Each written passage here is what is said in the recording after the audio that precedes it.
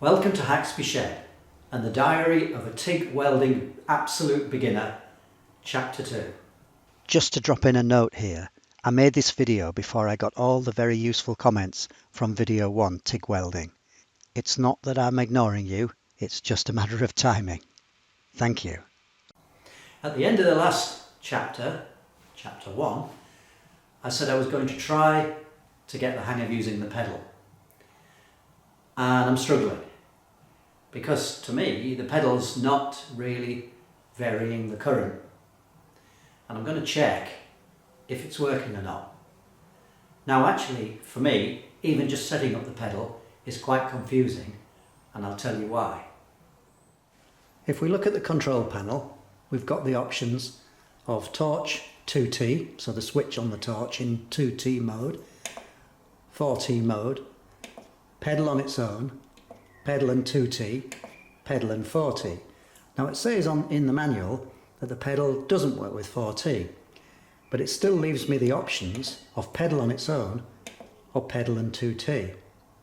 And it says set it up in 2T mode. But when I query that with Artec, they say no, that's only if you're using a switch which is on the torch in combination with a pedal. You need to set it for pedal only.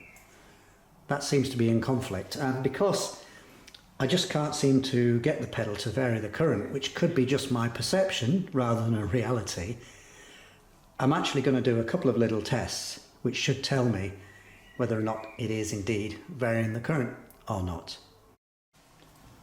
This is where the pedal connects. So the first thing I'm going to do is check that the pedal works mechanically.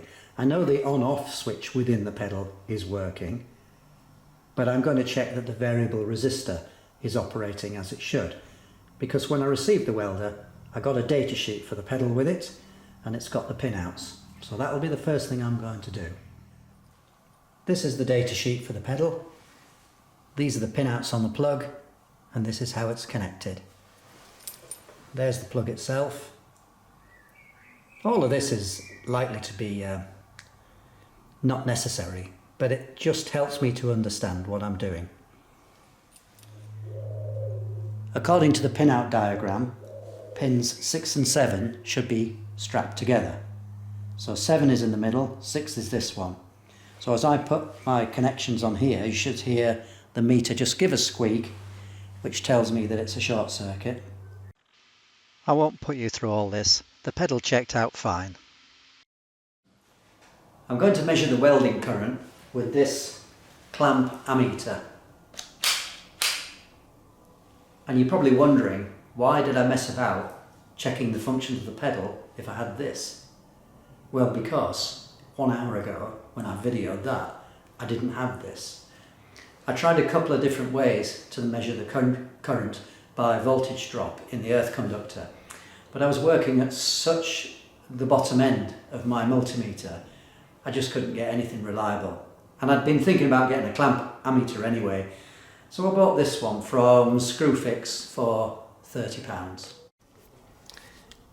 So I've put the clamp ammeter over this earth cable. I've packed it so that the conductor is pretty much in the centre of the loop, which is what it says you need to do to get the best accuracy. My welder's set for 110 amps AC sine wave 50 Hz. And that should give me the most accurate reading, I hope, on this clamp ammeter. I'm going to start with the pedal fully depressed, so that should give me, theoretically, 110 amps on that meter. And then I'll lift my foot off slowly, and we should see the current decrease.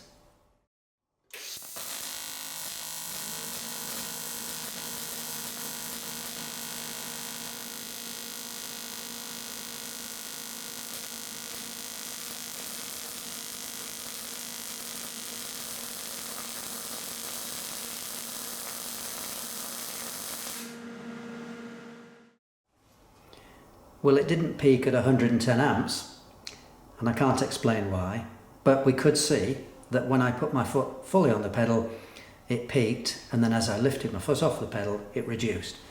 Now I'm going to repeat the test, but this time I'm going to set the controls to pedal 2T rather than just pedal on its own.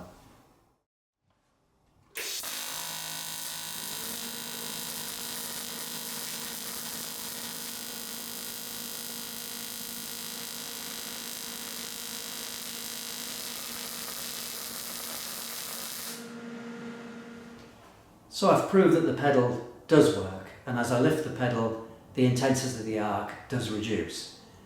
And I could see it there, but when I was welding on DC the other day, lifting the pedal, I couldn't tell any difference. And that's what made me suspect the pedal didn't work properly. And we've proved that the pedal seems to operate just the same on pedal only and pedal 2T. I don't understand why, but bit of a distraction, 2 hours of my life I'm not going to get back again, and 30 quid for a clamp ammeter, which I was going to buy anyway someday. So we move on, and I think the real issues here are with the welder. Not that welder, this welder. On we go. Bit of a diversion, but I just want to check that this clamp ammeter reads the same as my plug-in meter with this old toaster. Now the toaster's actually for the bin, it doesn't switch off properly, but perhaps you can see that I've cut back some of the flex and the live is now passing through the loop on the clamp ammeter. So I'll set the toaster going. I'll also zoom in a bit so you can see the meters. Hopefully you can see the 2 meters there. So this bottom one is saying 3.84 amps and the top one is saying 3.78 amps as it cycles round, this top one. 3.757, 3.8. So they're pretty close.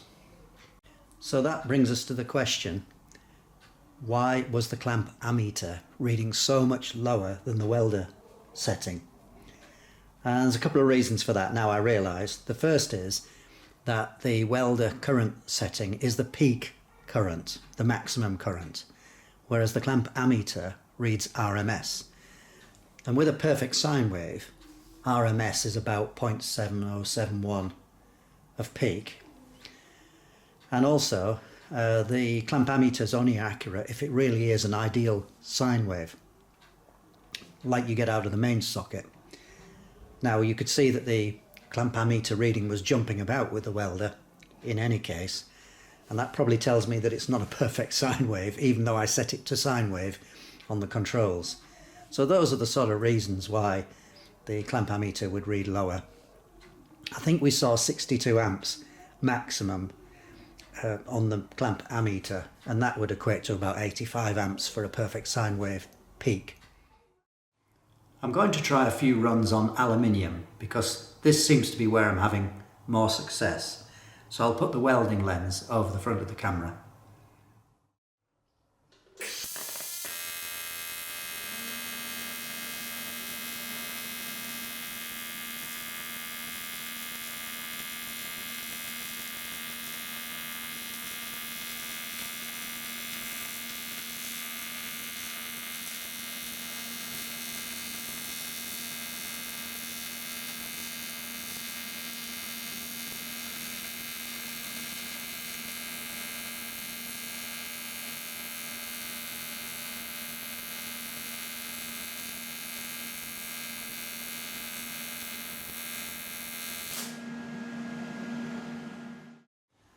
Well, that was pretty bad, wasn't it? My filler wire was balling at the end, melting and dropping in. It's quite badly oxidised. And I think I'm going backwards because what I had here wasn't too bad. I've got a number 6 cup on. I'm running about 8 litres per minute gas with a peak current of 110 amps. So if you can see what I'm doing wrong, please tell me. I'm sure it's very basic mistakes. Disappointed. Going backwards, I think. As I edit this video, I can see that the tungsten should have been far closer to the work. I'm going to do a bit of bronze welding on this genuine repair.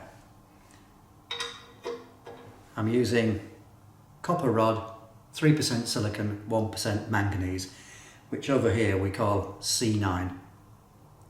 I'm going to set the welder for AC, about 40 amps, about 10% cleaning. Let's see how we get on with this.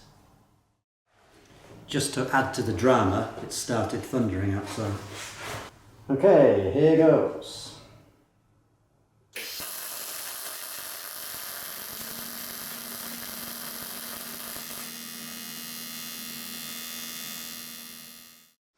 I've turned the welding up to 50 amps now. The loop was getting cherry red, but the main bar was not.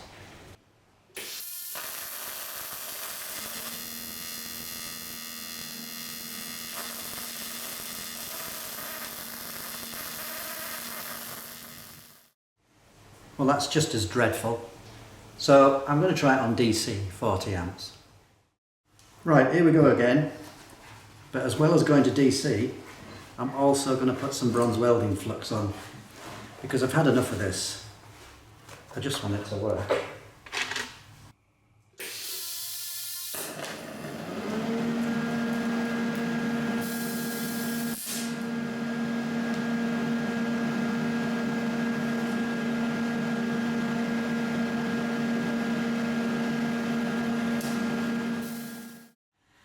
Well, I reground my tungsten, set to DC, use the bronze welding flux, and it welds reasonably well.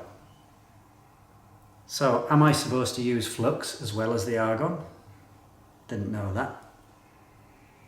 It's not beautiful, but it has actually worked. Well, it's welded, but I could do a much neater job with gas. This is quite hard, isn't it? I'm going to have one more try today. I'm going to try DC TIG steel weld along there.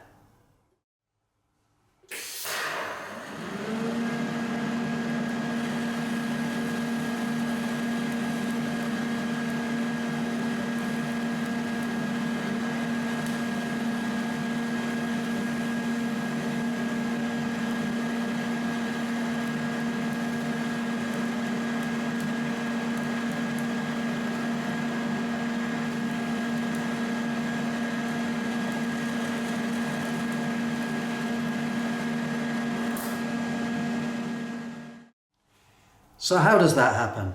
Disaster with bronze, disaster with aluminium. Just did that bit of steel there, and that's probably one of the best steel welds I've done so far with TIG.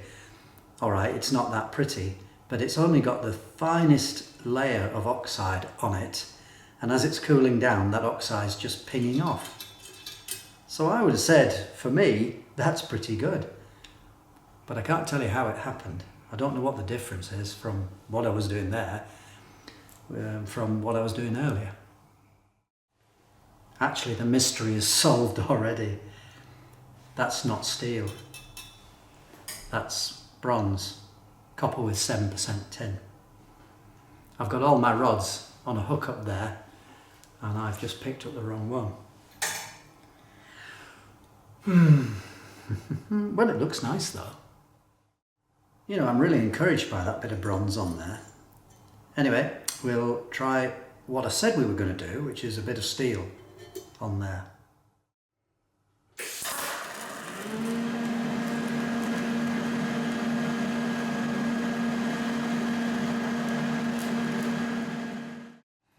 So there's the steel weld. It's not as nice as that lovely bronze weld. And also, when I finish the run on the steel weld, I get a bubble at the end, like a volcano. I'll turn this around and show you, and you can maybe tell me what I'm getting wrong there. I think you can see what I'm saying. There, when I finished a bit of a run, and there I got this big bubble like a fumarole on the side of a volcano. I think that'll do for this chapter of the diary. I was very pleased with that bit of bronze welding, even though it only happened by accident.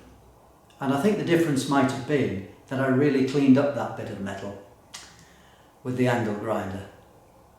But you can see for aluminium, for the softer bronze and for the steel, I'm still really struggling.